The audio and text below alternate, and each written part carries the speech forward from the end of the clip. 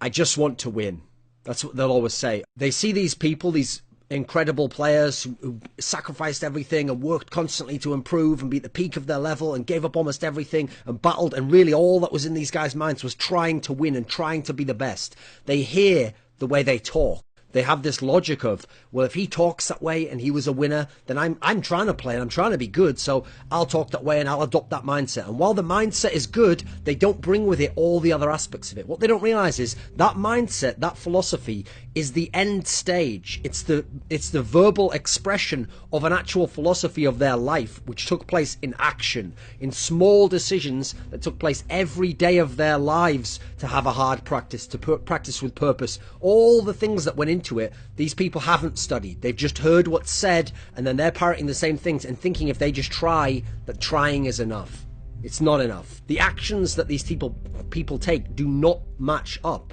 Like, for example, they might say that they practice hard. Okay, they might practice hard, like the practice might be there, and they might play hard within the practice, but do they do the hard practice? That's a different thing. Those are the things that are difficult to do. Maybe they're very draining in the amount of time you have to put in, or the amount of mental effort and concentration on this practice, whereas you could just let that go a bit and relax a bit more and be half in, half out in the practice, and you're there at the practice, you're playing in the practice, maybe you're even succeeding in the practice in a relative sense, you're winning the games or you're doing decently in them, but are you actually applying yourself with purpose? Are you doing the boring practice? Are you doing the practice where all you do is work on the basics that even the beginner learns, and you're just making sure these are refined, these are perfected, and then pushing for that extra 1% that might not seem like much in the context of it, but could be the difference that makes you the great player, that makes you win this next match? Are you doing these things? Most of these players are not. Do it right so that you don't have to spend more time doing it over later.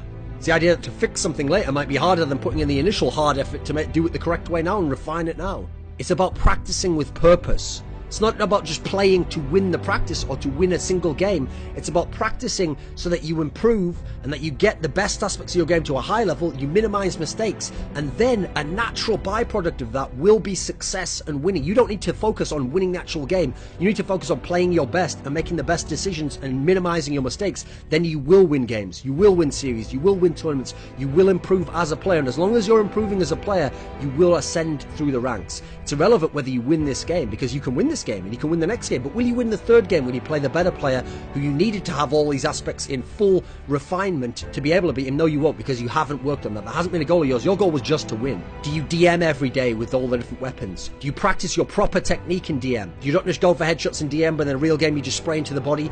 When you're in a practice game, do you practice the actual strategy? Do you do it in an offhanded manner and go, don't worry, in the real game it'll be okay? Well, the way that you practice is the way you're going to play in the game. It's the way you're going to be most comfortable. It's the way your habits will be formed. So if you practice sloppily and like a fuckhead, then you're going to play sloppily and like a fuckhead in the game. And then when it happens, you're going to go, that's not who I am. Like, I'm a better player than that. I know my skills better. No one gives a shit, mate. Do it in the game, or no one gives a flying fuck what you can do in practice. There was an all-time great player called Potty.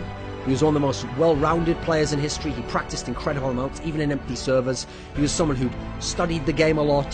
He'd played incredible amounts of hours. He played tons and tons and tons of LANs, and he was so clutch and so amazing on LAN. And so when he went to these CPL events, North American and European ones, the best tournaments at the time, he had something like 9 where he made like the finals, or won like 5 or 6 or whatever it was. And the thing about this guy was, he was so used to being excellent and always figuring out how to get back to that excellent level, that there was a tournament once where he went with a newer lineup, tried out a couple of younger players who hadn't had a lot of experience at that level, and it was CPL Winter 2002. And he was used to winning events. He was used to coming top 2 at worst.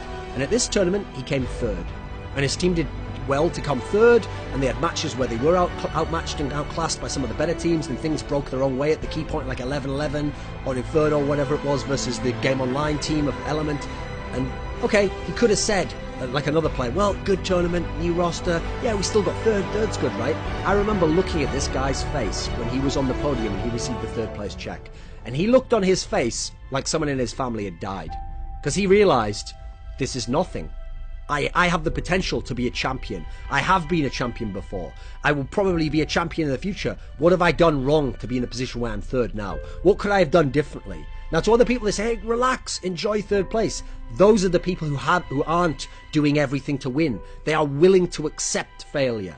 The greatest champions of all time seriously say, the day you win You're jubilant. You have this joy. It feels incredible. You feel all this energy coming forwards. You love your teammates. You love the things you've accomplished. But the next day, it dawns upon you, if you're a true winner, someone who sacrificed everything to be a champion, you realise the next season is going to begin in a few months.